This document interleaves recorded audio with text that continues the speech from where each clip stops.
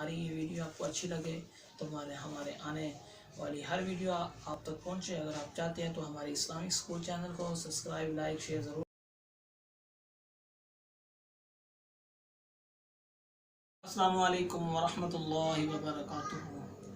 आज मैं आपके सामने जो वीडियो शेयर करने वाला हूँ वो है रिज़्क़ के मुतल्लिक़। एक बहन ने सवाल किया था कि रिज़्क़ में कुशादगी के लिए कोई ऐसी सूरत बताएं जिससे रिज़्क़ कुशादा हो जाए।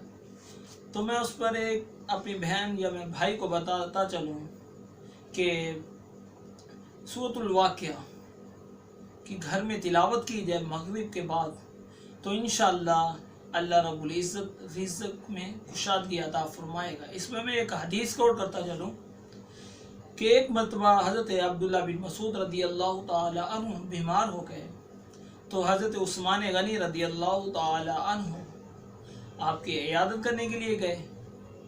तो 7 अशरफियों की जो उस वक़्त करेंसी चला करती थी वो भी थैलियाँ लेके चले गए ताकि उनकी मदद भी करते।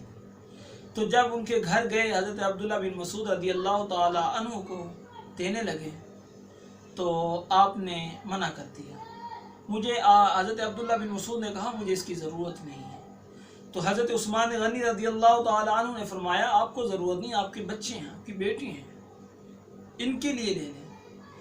तो हज़रत अब्दुल्ला बिन मसूद फरमाने लगे मुझे और मेरी बेटियों को भी ज़रूरत नहीं है। हज़रत उस्मान गनी हैरान हुए, क्यों ज़रूरत नहीं है, क्या वजह है?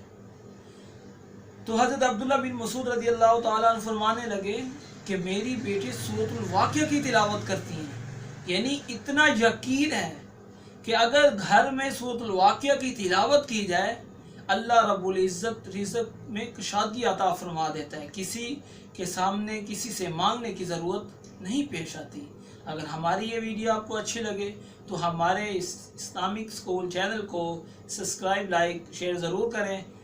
आप हमारे लिए दुआ करें, हम आपके लिए दुआ करें। अल्लाह पाक हम सब का हामी व नासिर। अस्सलाम वालेकुम।